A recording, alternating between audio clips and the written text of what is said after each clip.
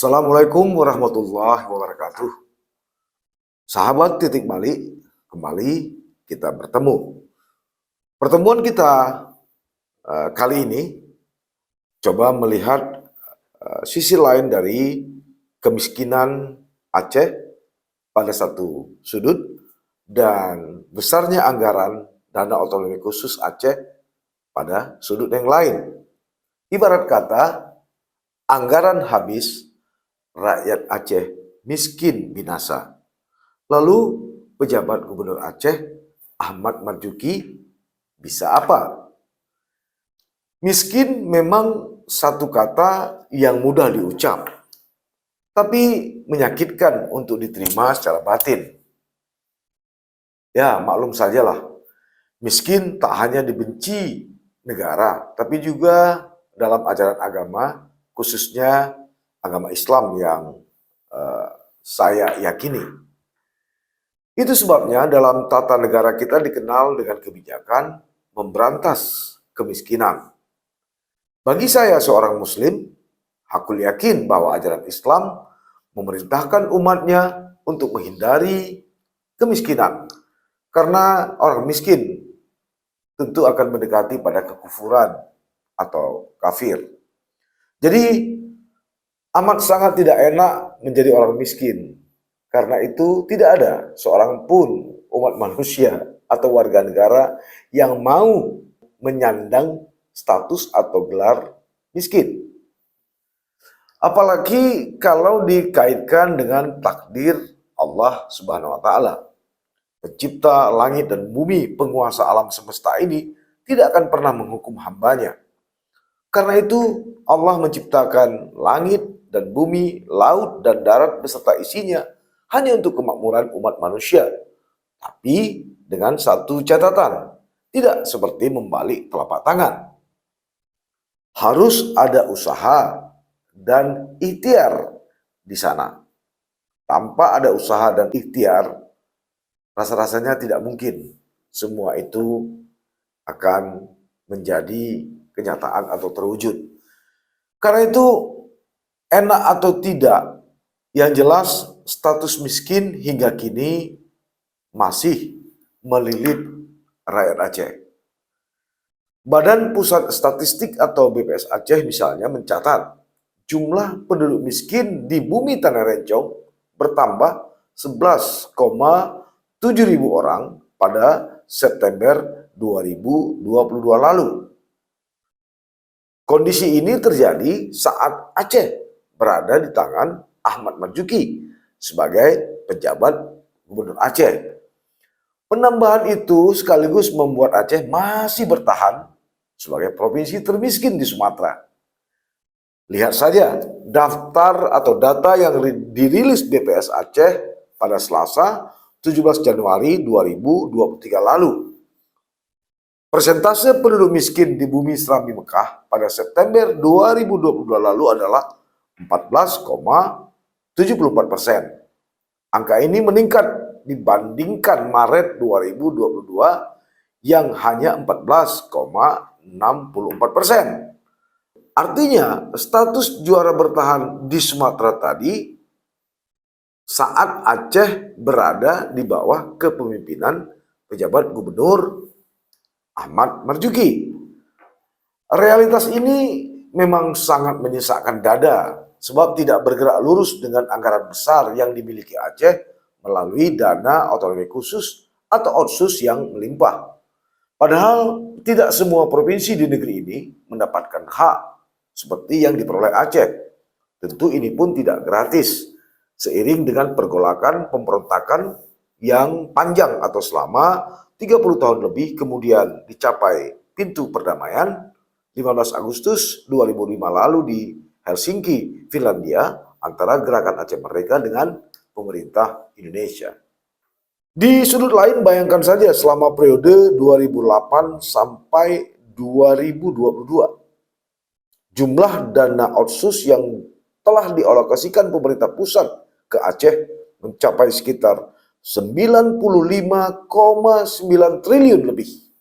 Dan kucuran dana ini sesuai Undang-Undang Nomor 11 tahun 2006 tentang pemerintahan Aceh, Provinsi Aceh masih akan menerima dana OSUS hingga 2027. Namun jumlah yang akan diterima tentu saja menurun menjadi 1% dana alokasi umum atau DAU mulai tahun ini, tahun 2023, dan akan berakhir pada tahun 2028. Di sisi lain, kinerja keuangan pemerintah Aceh pada tahun anggaran 2022 lalu memang digadang-gadang cukup mengembirakan. Sebab realisasi belanja APBA di bawah komando Ahmad Marzuki itu mengalami peningkatan cukup tajam atau 16,763 triliun, setara dengan 94,06%. Katanya ini rekor tertinggi sejak 5 tahun terakhir.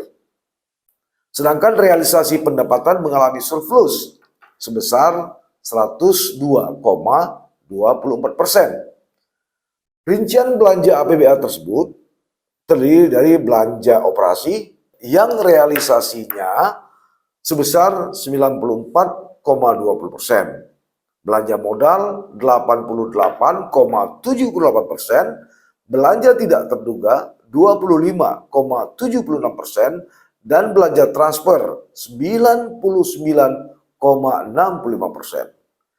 Berdasarkan data yang ada, capaian realisasi belanja tahun 2022 lalu tidak hanya tertinggi dalam 5 tahun ini, tapi juga disebut-sebut menjadi salah satu yang tertinggi selama 10 tahun terakhir. Wow, luar biasa memang. Sebelumnya realisasi belanja tertinggi pernah terjadi pada tahun 2015 silam, yaitu sebesar 95,18%. Dalam kurun waktu 2012 hingga 2017, rata-rata realisasi pemerintah Aceh memang cukup bagus, selalu berada di atas 90% ke atas. Baru pada tahun 2018 merosot hingga mencapai posisi terendah, yaitu 81,59%. Lalu naik sedikit pada tahun 2018 menjadi 91,11%. Dan turun lagi selama 2 tahun berturut-turut, yaitu 83,66% dan 83,02% pada tahun 2020 dan 2021. Sementara pada tahun 2022, dengan tingginya serapan anggaran yang terjadi, maka silva juga ikut mengalami penurunan yang cukup tajam atau hanya tersisa 923 miliar. Tetapi karena terjadi surplus pada realisasi pendapatan yang mencapai 102,24% tadi, maka silva bertambah menjadi 1,306 triliun. Itu sebabnya tingginya realisasi pendapatan dan belanja Aceh tahun 2022 lalu telah menempatkan Aceh berada pada daftar provinsi dengan tingkat realisasi tertinggi secara nasional.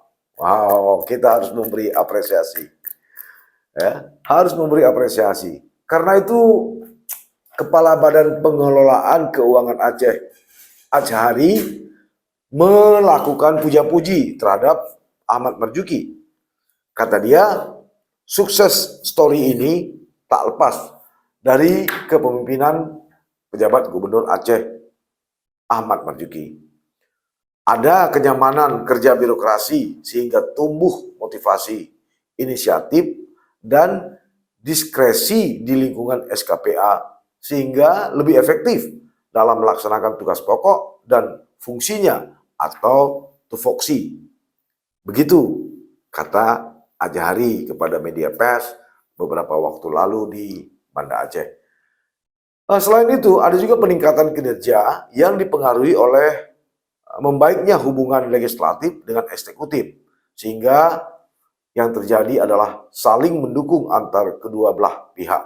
Ini memang masuk akal, sebab sebelumnya antara eksekutif dengan legislatif, ya kalau tak elok disebut saling gontok-gontokan, ya sering muncul perbedaan persepsi lah soal alokasi anggaran, apalagi ketika menyentuh soal program pokok-pokok pikiran. Ini memang menimbulkan pergesekan yang begitu tajam.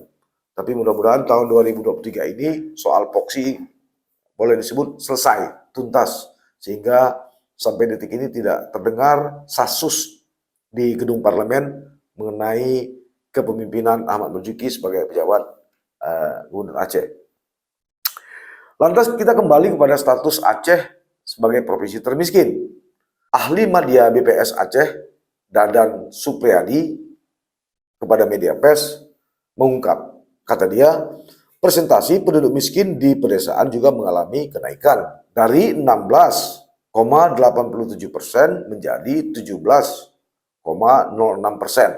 Sedangkan di perkotaan, persentase penduduk miskin mengalami kenaikan dari 10,31% menjadi 10,35%.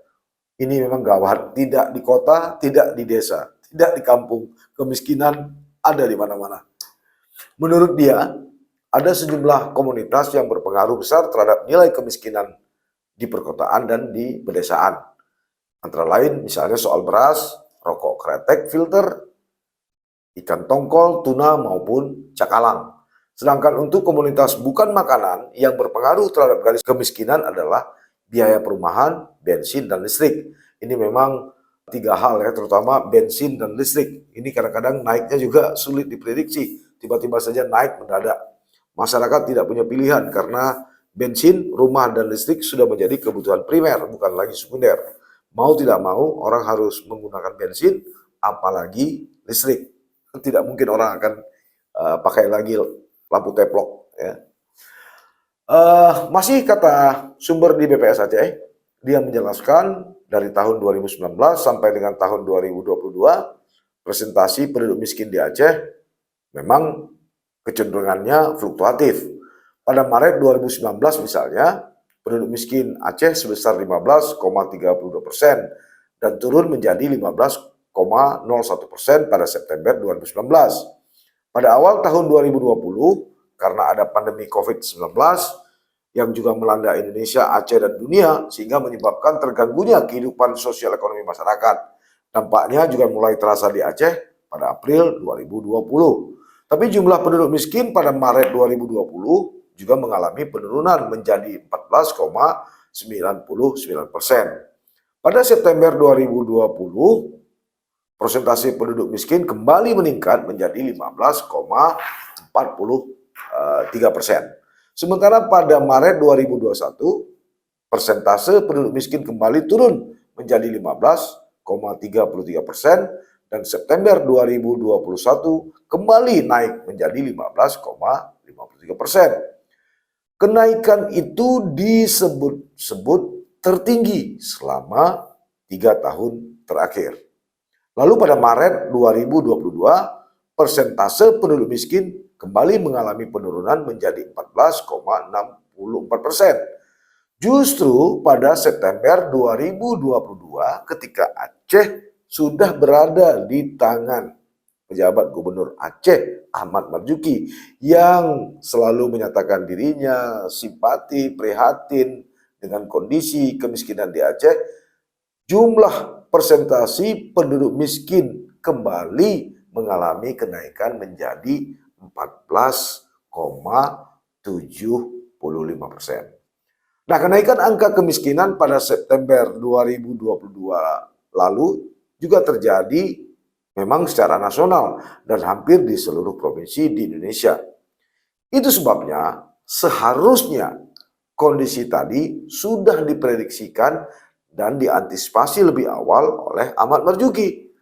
Sebab diakui atau tidak, sejumlah pakar ekonomi di Aceh berpendapat meningkat atau bertahannya angka kemiskinan di Aceh karena memang ada kesalahan manajemen anggaran yang dijalankan pemerintah Aceh. Dan ini sudah terjadi sejak lama. Akibatnya tidak ada pemerataan ekonomi di 23 kabupaten kota di Aceh. Karena yang menikmati anggaran pembangunan hanya segelintir masyarakat saja, termasuk pejabat dan pengusaha besar. Karena itu tidak heran Aceh didapuk menjadi daerah termiskin di Sumatera. Meskipun anggaran pembangunannya ya itu tadi cukup besar. Pertanyaan kemudian tertuju pada tanda tanya besar.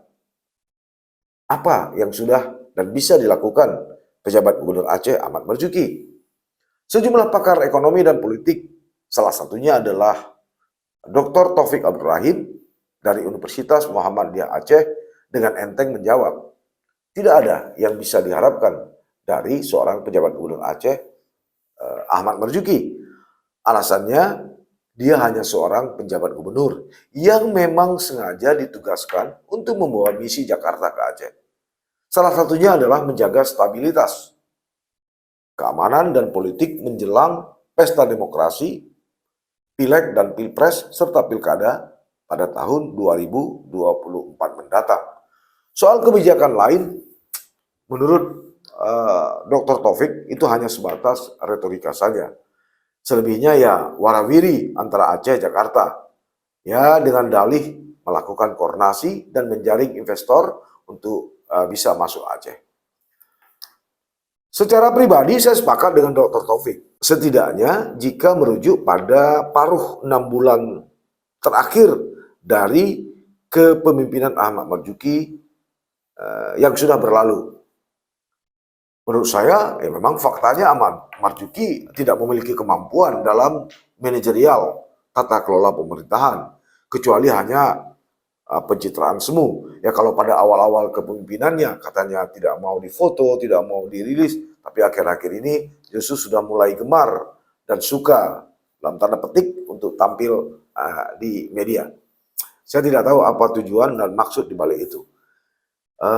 Apalagi jika dibandingkan dengan sosok atau figur PJ Gubernur DKI Heru Budi Hartono dan PJ Gubernur Papua Barat Paulus Waterpauw.